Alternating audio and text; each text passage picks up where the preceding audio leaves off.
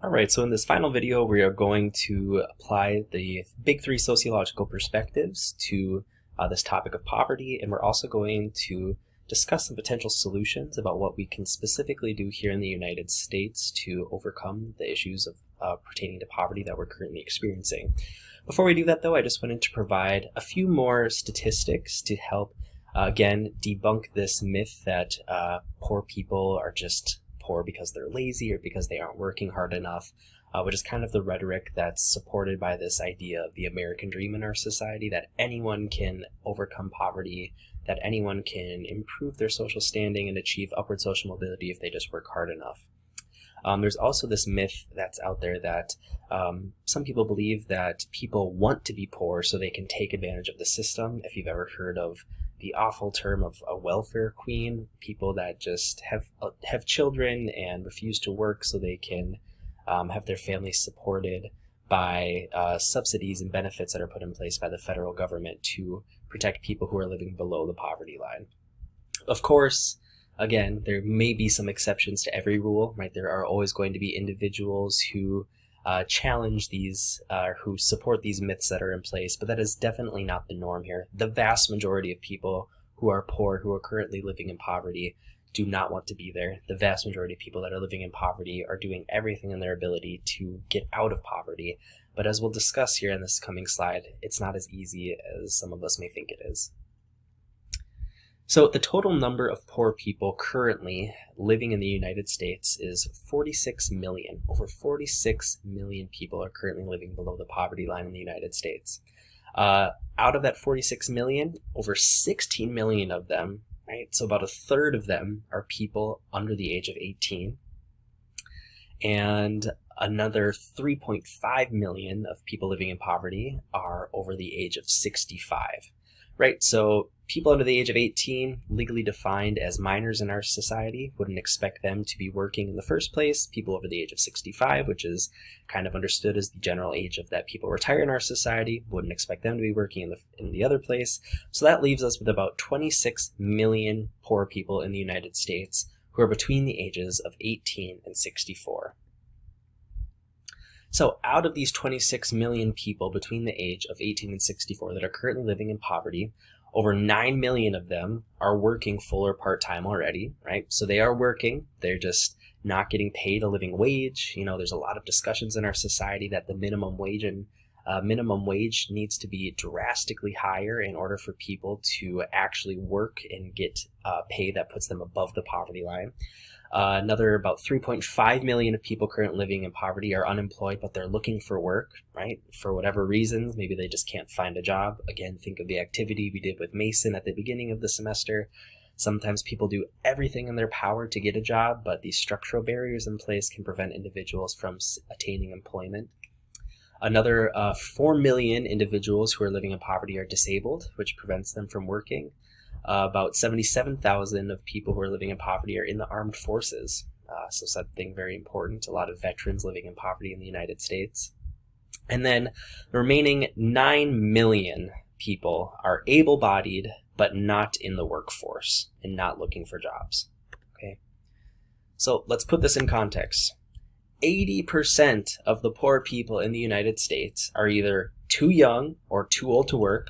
They're already working, they're looking for a job, they're disabled, or they're in the armed forces. Over 80%, right? As for the remaining 20% of poor people, most are either taking care of small children or elderly relatives, preventing them from finding even part-time employment.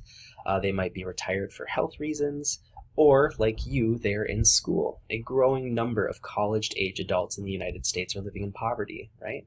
So it's not that these people are poor just because they want to be or because they're not working hard enough. There's structural factors that take place that prevent opportunities for certain individuals. And of course, as we unpack in these coming weeks, the number of marginalized identities that an individual occupies makes this problem significantly worse. Say if you're a person of color, if you're a woman, if you're a single parent, if you have a lower education level, if you have a criminal background, all of these factors impact the likelihood that you would ever be able to get out of poverty or achieve upward social mobility. So in reality, the number of poor people who could really work if they wanted to is very, very small, definitely much smaller than most people think. And the common belief that poor people could really work if they wanted to is a myth.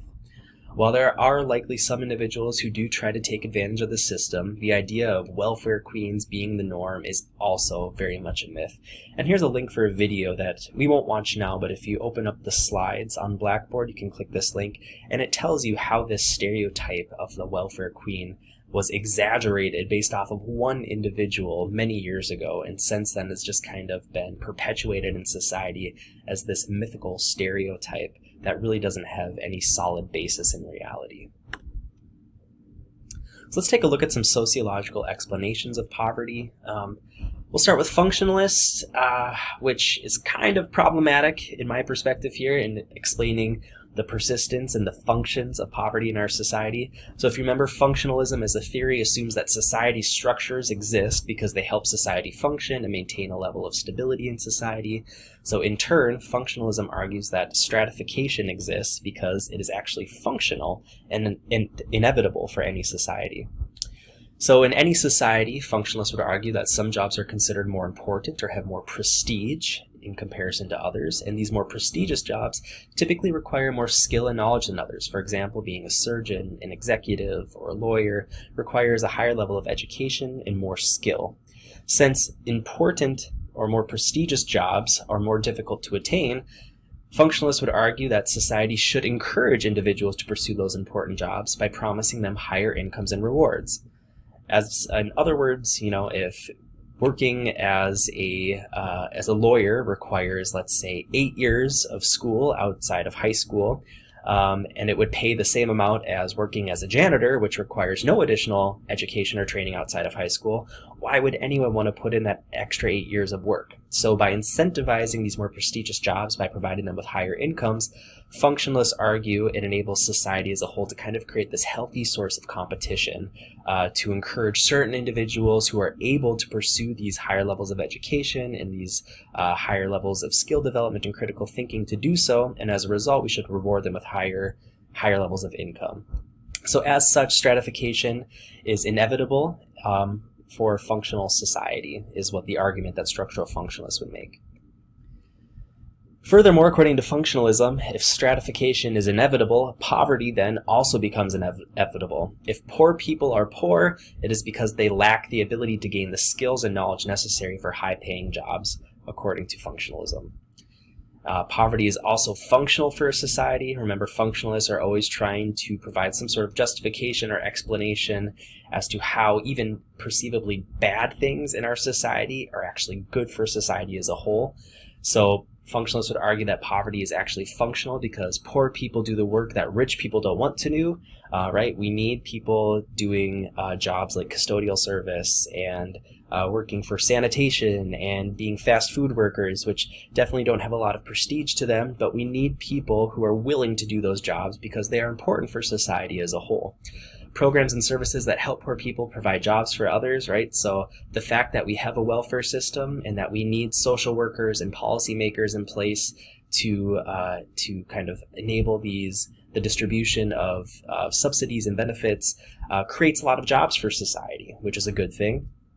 Poor people also help the economy by purchasing goods like day-old bread and used clothing that would otherwise go to waste. So another functionalist argument here.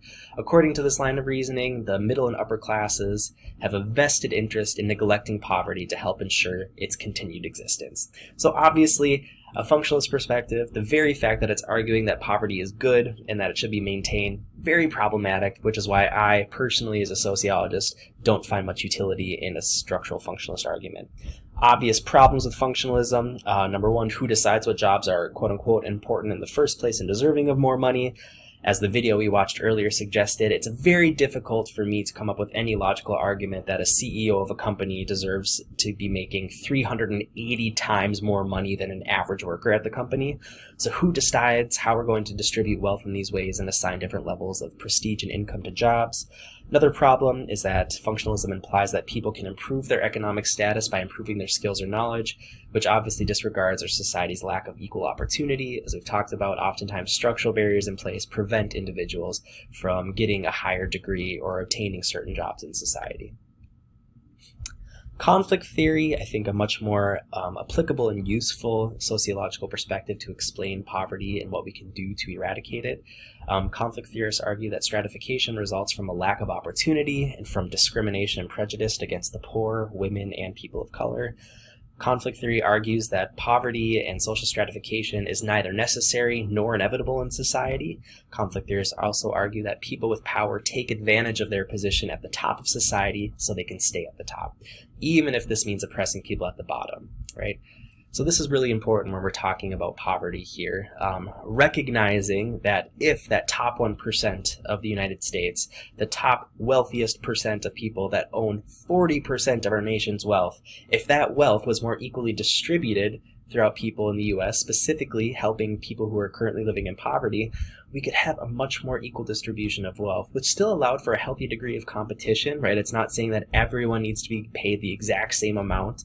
We can still, pay more money to those more prestigious jobs that require higher levels of training and skill, but we could definitely level out that distribution of inequality. Instead of having it be this huge disparity, we could level it out more, and doing so would drastically reduce the poverty that we have in the United States and save our economy billions of dollars. Conflict theory recognizes that there are often structural barriers that prevent individuals from achieving upward social mobility.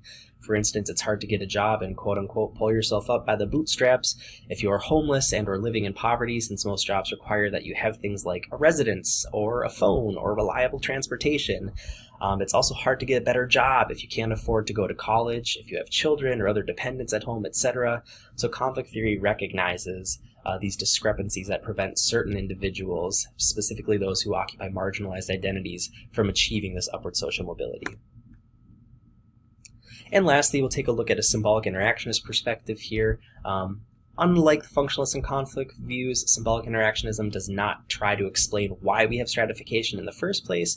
Rather, again, symbolic interactionism, very interested in how we as human beings and as groups of humans assign meanings to things and kind of ascribe symbols and systems of language. Symbolic interactionism is interested in examining the differences that stratification makes for people's lifestyles and their interaction with other people.